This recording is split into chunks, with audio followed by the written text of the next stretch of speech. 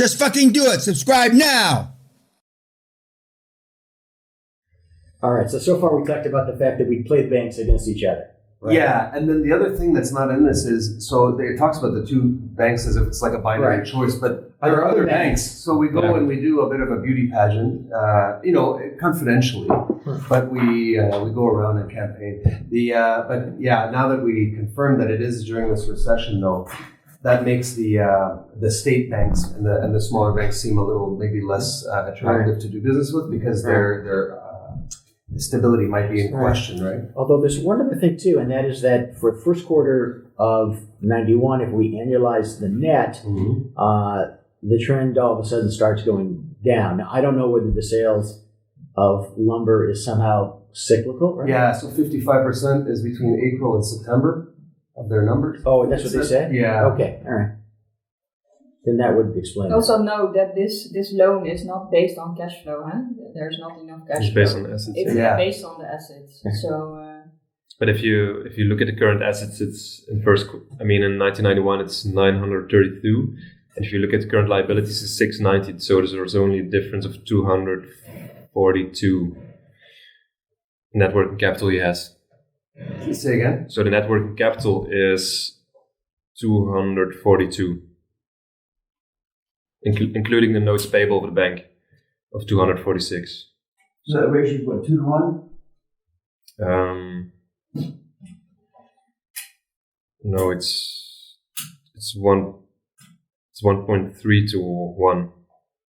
So there's not such a big margin, The margin is quite tiny. But I mean, his best option is to just shop with banks and see what deal you can have. Going to maybe a cash flow lender might be better. Trump said not, because there's not enough cash flow to stay. If you look at his cash flow, so it was less than 100 million and EBITDA, I think. Let's see. So the net income before taxes, and then we add back the interest expense. It's only 86. But it's rising impressively, right? Yeah, but from nothing to rise a little bit, it's impressive. But it's still only 83. So, even with the 460 that he got offered, that is a leverage already of 7. Plus the bank have a lot of leverage, because if he continues to grow and banks won't give him an extra straight loan or a line of credit, he can grow himself into bankruptcy. Because, it's worth he needs to pay upfront. Yeah. So the banks have a lot of leverage in this deal. So it must be an asset-based financing. And luckily he does have, although his margins are very thin, he does have a lot of assets. So if you look at, for instance, the accounts receivable and the inventory, actually his inventory is eating up his working capital. You see, that can be managed better. It's going up way too much. That can be a warning signal, because why is his inventory going up so much? Because he's not selling enough. Well, he's not managing it good enough, right? Because that's the trap. Like you can manufacture, but if you're not turning over fast enough, then you're actually tying up your money in something illiquid for no reason. But it can be a must do it more just in time as well. His profits have not gone up that much, but his inventory has gone up more than 2 times. And the inventory isn't being manufactured, we don't think. The inventory is being purchased. So is he purchasing too much inventory? Well, it could be a combination of both, right? Because they talk about how they do moldings and things like that. Yeah, they sell moldings. Yeah. I don't know. But we don't know if they manufacture. But the inventory isn't counted as cost of goods sold until it's actually sold. So it doesn't come off the operating profit. Like it's accrual accounting, right? So otherwise it's just sitting in the warehouse and it's an asset of some value. Exactly. And then that's when you what sell I'm saying. something, so if you're going to go... So we just discovered that probably cash flow financing here, it's not going to work because the leverage is going to be too high. So you're going to try to do asset-based financing, which you already got some offer, I think, from Dodge, right? Right. And then if you look at the inventory and accounts receivable, you're going to think, okay, how much of a percentage will I be able to get? So let's say on the accounts receivable, if his customers are very good paying customers and he has low, I would say, attrition. Or Yes. turnover or whatever. Yeah, maybe he can get 80, 90% even. But if they're looking into it and they say, hey, you have a lot of customers who are actually over 30, 60, 90 days, he's going to get a lower percentage. And it's going to be the same with the inventory. And that will be lower. Generally, banks will 50%. give less. And depending on how good the inventory is, so if some of the inventory they deem, not sellable in the foreseeable future, they're going to discount that. So I think these are the two numbers we need to look at. And maybe he can do something on the property as well. So it will be very difficult for him to do something that's unsecured, in my opinion. He could try to not do any security from his personal assets, which he has, like his house and the house of his wife. I think he can try to keep that away, but I think with this numbers, it's going to be hard to not give any pledges on. But even with asset lending, the debt service has got to be covered. Where's it going to be covered from? Whether it's cash flow lending or not, the debt service, the debts applied against the assets.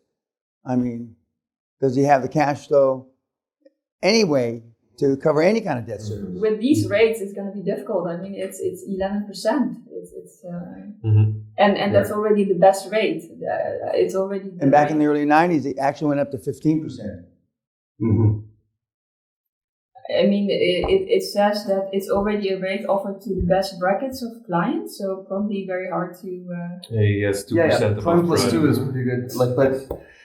What about a hybrid solution, right? Some factoring, assuming it's not already being done. Also, these trade associations, like the Lumber Association of America or something like that, there might be some incentives there. The state government, sometimes in times of recession and that, there are special programs to keep key industries. During that time frame, the World Bank and the International Monetary Fund had special Save Lumber. It wasn't called that, but something like Save Lumber. And they made loans that were disproportionate to reality. And and lumber is cyclical, and use of lumber is based on housing starts and a bunch of things like that. And so, but the International Monetary Fund and the World Bank came up with money, but hardly anybody called them. It's like when Marcus Bauer finally, the 81st phone call, he called the World Bank to save his fucking sawmill, and he couldn't believe it.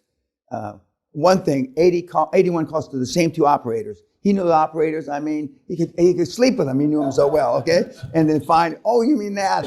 Because unless you frame. That's why the templates are so important. Unless you frame the comments you're making exactly so they understand. So it's in their template of how to answer. But they didn't use the World Bank or International Monetary Fund, but there were money available at that time. Mm-hmm. So the conclusion is that he is.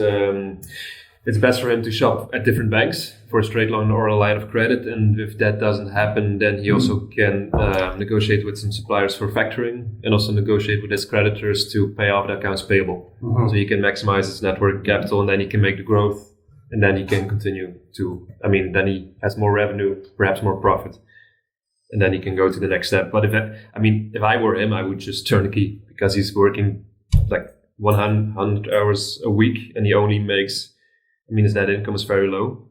I don't know what his salary is, but his salary is actually quite good. That goes back to the point. For that time. But that goes back to the point this morning of, even though you can't afford a regional manager, you can't afford not to have one. So he needs one.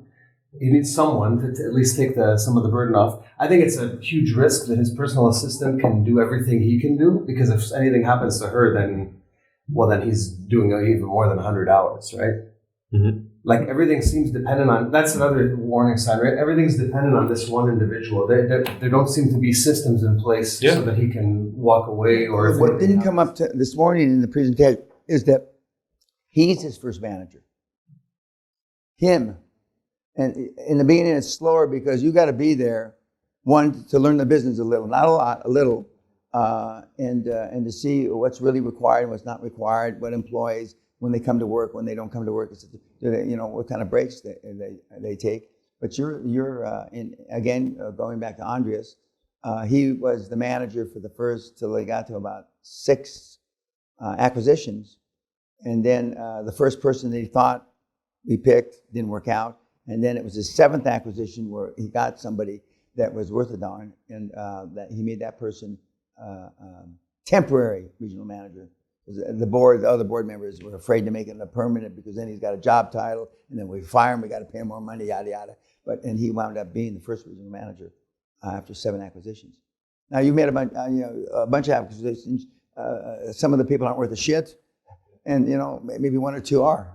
No, but it's true. And then you have regional managers, and probably Andreas has integration managers as well after he does an acquisition. So then you move up the ladder, and then you buy more time, and then you can focus more on acquisitions, and then it accelerates. Yeah. Because Andreas, the acquisition he did yesterday, he probably has an integration manager who's like sitting on the company for the next month to integrate everything, and then he can feed her the next acquisition, and then you move it up. There is enough cash to cover debt service still, even with the 10.5. So I believe it's 1.7. So Okay. it's still doable. And then what he could do is also what we were saying about the inventory management. Like Yes. he stops acquiring, Yeah. thins it out a bit. Yeah. That would help things a little as Yeah. well. And if necessary in the future, he can lower his salary a little bit because I think he gets quite a good salary for that time. Mm-hmm. But the thing about that he's doing too much and that he needs a manager and things like that ties into the banks. Like it's related to this situation because banks won't necessarily feel as comfortable lending to a business where one person is so important, right? Because there's risk there. Because if anything happens, car accident, then the business pretty much falls apart. Like there's no redundancy or depth. Yep. So that's something to consider as well. Okay, shall we write some notes in? Yeah. How do we want to structure this? So do we put up the numbers, like a summary of the numbers? Yeah, we can start with the numbers, and then we can give a very brief history background of the guy who owns the company, perhaps SWOT analysis, and then the question he has, like he wants to get some money, and then how we can structure it, and where do we get the money, different banks. Where is this guy located? I forgot. Pacific Northwest. Like outside of Seattle, probably. It doesn't say, but... Okay. I'm pretty sure that we were also in a recession. Yeah. 91. Yeah. Gulf War I as well. Yeah. The QLA was going like gangbusters. And that's when I was doing QLA, before I started the course in '93. But I was going like gangbusters. It would be good to see for this, but it's kind of not in there. It's a statement of cash flows, like just to see how strong the operating revenues are, like the cash flow from operating activities, and how much he's paying out in finance, like to see the proportions. But I mean, if some butts were candy and nuts, we'd all have a Merry Christmas, right? Yeah. We've got enough information, and then... Yeah, I think so, yeah. The loan dilemma. So numbers, loan dilemma, or actually a bit of a background here, industry situation. Loan dilemma, and then the options that we brainstormed. Yeah. Okay, great. So I'll set the numbers up. Obviously, like an abbreviated version of this. Look at that last, paragraph.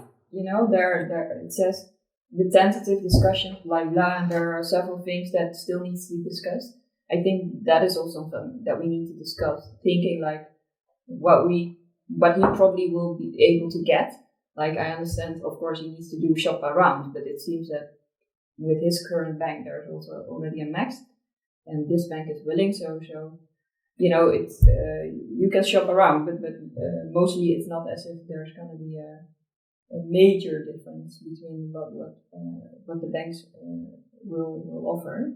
So I think we also need to. So that's before we set up the bidding war, right? So yes, but that's going to be all assumptions, right? Yeah. I mean, like in a positive assumption, we're going to be saying that they'll be able to give us everything we want, like 100% on the. No, that's right, that's or that's maybe that's even above. But I think we need to. It's good to know that worst case scenario, at least, it sounds like the 90-day revolving node at no more than 464. That's like the worst outcome, right? Like that sounds like it's all but certain that it would be offered. The Yes, last but line don't in the, forget. Okay, yes. from But the don't new forget bank, from the that, new that a bank. lot of details have not been. Look at all the restrictions that they want to put on. So the guy is already saying there's restrictions on additional borrowing. Yeah, that's standard. Net working capital needs to be maintained at a certain level. That's standard. There will be limitations on withdrawal of the funds, etc., etc. So Yeah, I those think are the only standard. thing that seems quite certain is the interest rate and the max.